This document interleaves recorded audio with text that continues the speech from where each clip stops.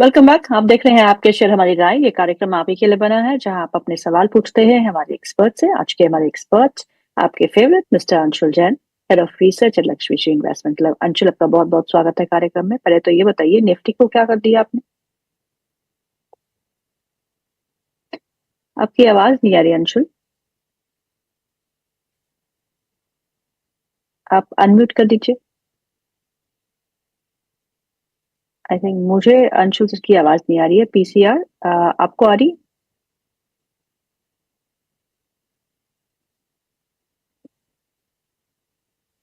आप मुझे सुन पा रहे हैं Anshul?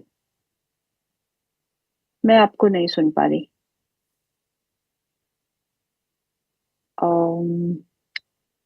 The time PCR will work on it.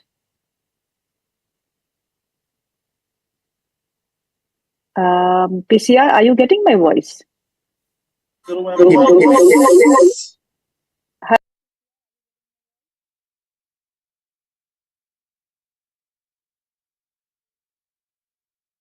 Are you able to hear me, Anshul, now? हाँ मैडम, आपकी आवाज आ रही, मेरी आ रही कि नहीं? हाँ, अब आ रही है आपकी आवाज। चलिए, नमस्कार आपके नमस्ते। सभी दर्शकों को। निफ्टी से चालू कर देते हैं। निफ्टी जी। मंडे भी डिस्कस हुआ था कि मंडे का लो अगर ट्यूसडे नहीं स्वीप हुआ तो फिर हम ऑर्डर ब्लॉक 25,975 और डेली का शॉर्ट टर्म लो 25,878 टेस्ट करेंगे। आज दोनों टेस्ट हो गए हैं। अब तो यहाँ अब से एक बाउंस बैक की प्रोबेबिलिटी है। बाउंस बैक में फिर वही जो सपोर्ट होना था 25,975 वो रेजिस्टेंस का काम करेगा।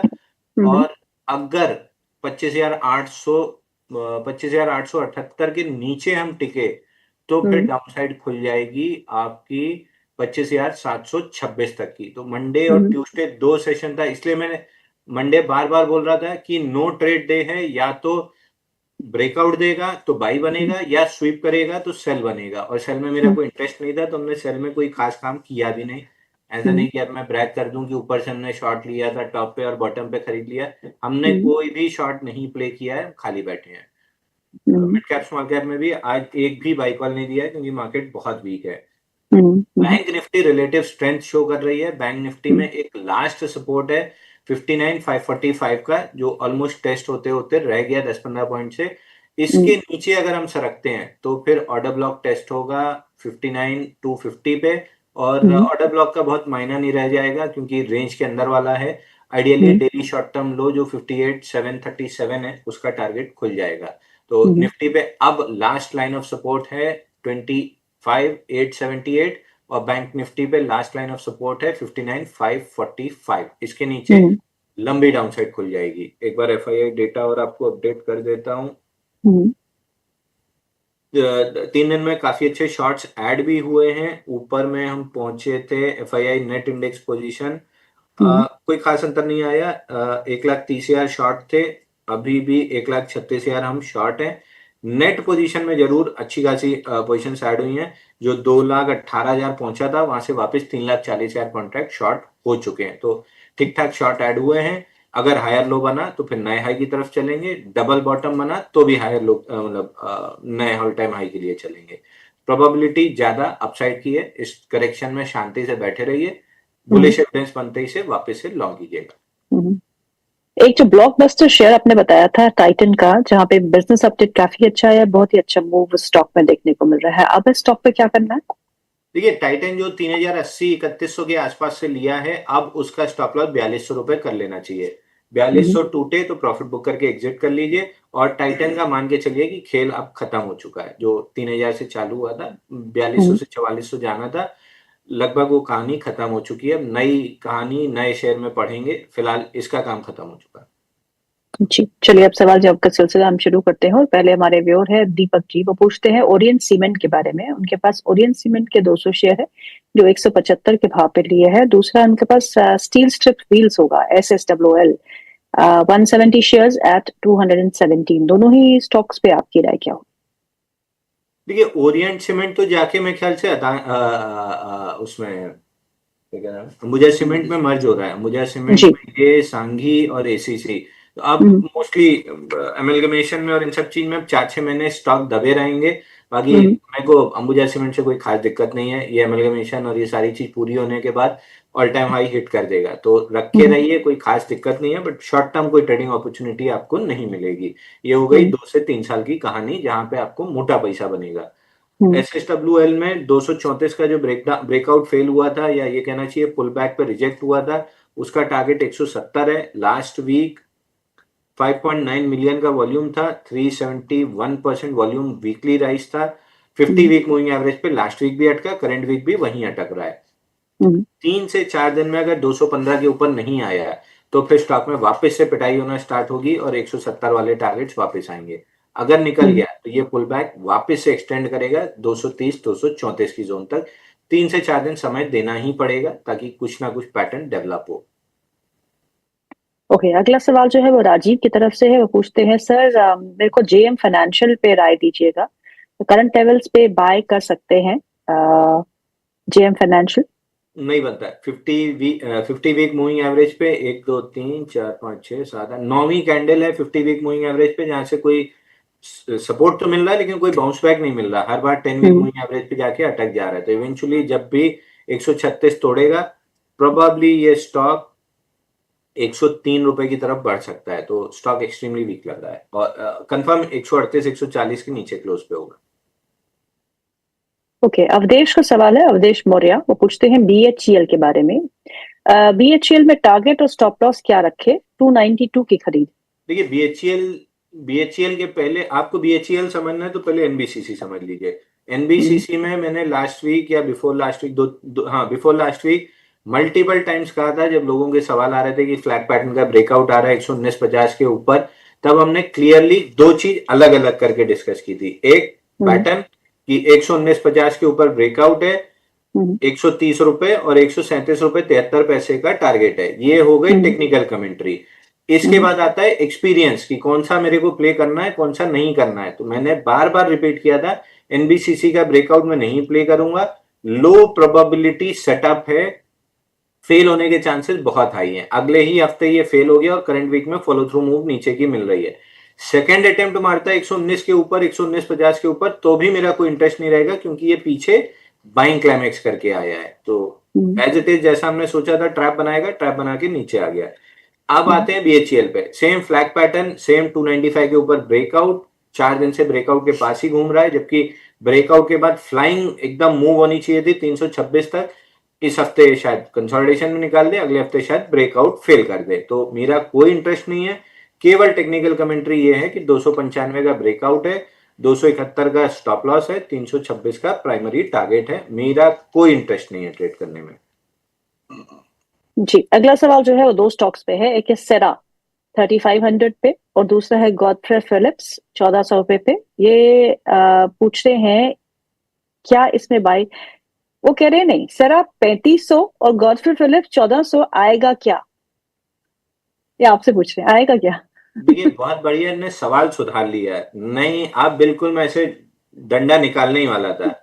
सेरा गॉडफ्रे फिलिप इतनी बार बोला है कि 2895, पहले तो 3800 के फेल्ड ब्रेकआउट पे ही बोला था कि 2895 आ रहा है, और 2895 टूटने के बाद 1648 कम से कम आ रहा है। बाइंग क्लाइमेक्स वाला स्टॉक है। अपोलो आपको लाइव दिखाया, मान लिया कि इंटरिम बजट के टाइम में आप यूफोरिया में थे, मैं मीडिया पे नया था, मेरी क्रेडिबिलिटी नहीं थी, आप नहीं बेच पाए। लेकिन 1 साल बाद तो इतनी क्रेडिबिलिटी बन गई थी कि गॉडफ्रे फिलिप्स में, अपोलो में, पारादीप फॉस्फेट में जब लाइव बाइंग क्लाइमेक्स बन रहा था तो आपको बेचना चाहिए था। नहीं बेचे तो 3800 का 2891 भी आ गया, 2891 का ब्रेकडाउन लेके 1648 भी आ जाएगा। तो ये गॉडफ्रे फिलिप बहुत खराब लग रहा है। सेम इज विद सेरा, 9676 पे ब्रेकआउट फेल हुआ था, नीचे पहला टारगेट था 6500, जिसको एक्सीड करते हुए 5000 तक आया था। पुल बैक में वही 6500 का लेवल रिजेक्ट हुआ। 6 हफ्ते 6500 के ऊपर ट्रेड किया था, लॉन्ग ट्रैप बनाया और वापस से 4899 करने नीचे आ रहा है। 4899 टूटने के बाद 3440 के टारगेट मिलेंगे। तो दोनों बाइंग क्लाइमेक्स वाले स्टॉक हैं, दोनों में अच्छी खासी डाउनसाइड अभी भी बची हुई है। सरवंश का सवाल है, सरवन चौधरी। वो पूछते हैं उनके पास टिमकेन इंडिया के शेयर है जो उनको IPO में अलॉट हुए थे 1991 में, 10 रुपए का शेयर, और 544 शेयर इनको अलॉट हुए थे। एंड 1000 शेयर्स उनके पास है जागरण प्रकाशन के at 40 rupees. Long term view आपसे मांग रहे हैं दोनों ही स्टॉक्स पे। देखिए जागरण में तो वीकली पे एक फ्लैगिश काइंड ऑफ एक्शन बन रहा है और 50 वीक मूविंग एवरेज बार बार रिजेक्ट हो रहा है। बहुत बेहतरीन चीज है, जून और सितंबर के क्वार्टर में रिजल्ट बहुत अच्छे आए हैं, मार्जिन थोड़ी सी घटी है बट ठीक है, रिजल्ट अच्छे आए हैं, तो प्रोबेबली और यहाँ पे 8-10 हफ्ते काट सकता है, बट डाउन साइड प्रोबेबिलिटी बहुत कम है। अगर ये स्टॉक ब्रेकआउट देता है 75 के ऊपर, I would consider buying this stock ऊपर में 84 83.97 टू बी प्रिसाइज, और उसके बाद 96.96, ये दो टारगेट आपको मिल सकते हैं। और जागरण लास्ट हमने जब सेक्युलर बुल रन में था तब हमने ट्रेड भी किया था, मई 2023 से लेके अक्टूबर 2023 के बीच में 55 रुपए से 110 रुपए डबल हुआ था, हमको 3 बार 8-8% के ट्रेड मिले थे। इसके बाद इनका टिमकेन टिमकेन में देखिए अभी भी नेट प्रॉफिटेबल कंपनी है, थोड़ा ईपीएस ग्रोथ कम हो रहा है, बट प्रॉब्लम ये है कि बाइंग क्लाइमेक्स कर चुका है स्टॉक, 22,000 करोड़ का मार्केट कैप है, 3690 के नीचे बाइंग क्लाइमेक्स कंफर्म हुआ था, नीचे गया 2467 पुल बैक पे 3690 आना चाहिए था, लेकिन 3538 पे ही फिजल आउट हो गया और वापस डाउन मूव बन रही। प्रोबेबली 50% चांस है कि ये 3690 तक वापस पुल बैक कंप्लीट करने जाएगा, 50% चांस है कि ये 2900 का ब्रेकडाउन दे के बाइंग क्लाइमेक्स का जो टारगेट है वीकली पे 1693, इसको करने नीचे जाएगा। अब 10 रुपए का शेयर इनके पास तुरंत एग्जिट कर लेता है। 10 रुपए का शेयर 3000 में बिक रहा है, I mean making very good profits, multi bagger से भी ज्यादा। मैं आपकी जगह होता तो मैं तुरंत निकल गया होता और मैं किसी ऐसी बड़ी स्टोरी पे वापस से जाके बेट कर लिया होता। अगर देश को कारोबार करना है तो पोर्ट्स चलेंगे और पोर्ट्स पे ही, मतलब पोर्ट के थ्रू ही काम होगा, तो सबसे ज्यादा जैसे जैसे इकोनॉमी ग्रो होगी पोर्ट कंपनियां कमाएंगी, तो मेरी नजर में वही एक पोर्ट कंपनी है जो अगले 10-20 साल में लंबा पैसा दे सकती है। ओके, ब्रजेश कुमार जी का सवाल है आईडीएफसी फर्स्ट बैंक में, आईडीएफसी फर्स्ट बैंक का रेजिस्टेंस क्या है ये बताइए सर, और टारगेट भी बता दीजिए। रेजिस्टेंस 8450 का था, उसको क्रॉस करके उसके ऊपर टिक रहा है, तो अब अगला लॉजिकल रेजिस्टेंस जो बनता है, अगर जबरदस्ती का ड्रॉ करेंगे तो 92.15 पे बनेगा, लेकिन मेरे को नहीं लगता कि वो अटकाएगा, सीधा ऑल टाइम हाई 100 रुपए 37 पैसे का रेजिस्टेंस एंड टारगेट दोनों है। ओके, रितेश सिंह जी पूछते हैं सर देवांगरी शुगर और जायसवाल नेको में क्या करना है? तो ये देवांगरी शुगर में स्टॉप लॉस कट रहा है, 410 के नीचे क्लोज करता है तो स्टॉप लॉस काट के एग्जिट कर लेना चाहिए, दोबारा फिर बाई बनेगा तो दोबारा फिर बाई दे देंगे। नीचे से भी 3 बार बाई किए हैं, 2 बार प्रॉफिट मिला है, तीसरी बार स्टॉप लॉस जा रहा है, तो if you are not respecting stop loss I am sorry, but आप धर्मराज युधिष्ठिर बनने वाले हैं। दूसरा देवांगरी के बाद कौन सा था इनका? जायसवाल नेको। जायसवाल निको में फिलहाल 4 अप वीक्स थे, तो 3-4 हफ्ते की कंसोलिडेशन में 10 वीक मूविंग एवरेज कैचअप होना चाहिए, तो ये साइडवेज रह सकता है। हर तरह की लॉन्ग पे मैंडेटरी इस समय 79 का स्टॉप लॉस होना चाहिए। ओके, अगला सवाल जो है वो है मनीष शाह का, वो पूछते हैं 2 स्टॉक्स के बारे में, एक है हिल्टन मेटल 100 रुपए के भाव पे लिया है, और स्यूबेक्स 40 रुपीज के, क्या इसमें बाइंग क्लाइमेक्स हुआ है? प्लीज सजेस्ट एग्जिट लेवल, और can I shift to PC jewellers, ATGL, MNM finance और अदानी ग्रीन? बता दीजिएगा उनको कि क्या इन पे बाइंग क्लाइमेक्स हो चुका है, वो यहाँ से शिफ्ट करके कहाँ पे जाना सही रहेगा। दूसरे स्टॉक का नाम में नहीं सुन पाया। स्यूबेक्स, SUBEX। देखिए सुबेक्स में तो ऑलरेडी बाइंग क्लाइमेक्स 2008 में ही हो चुका था, 2008 में जब स्टॉक ने 488 प्रिसाइज लेवल बता दे रहा हूं,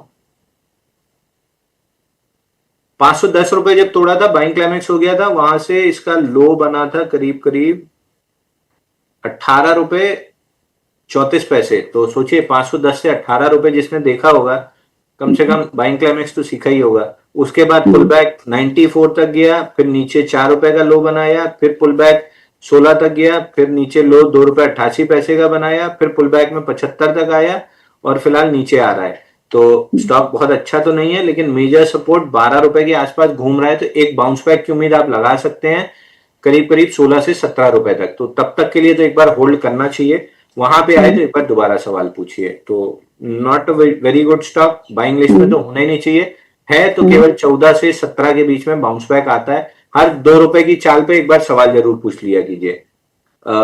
हिल्टन मेटल में बाइंग क्लाइमेक्स हुआ था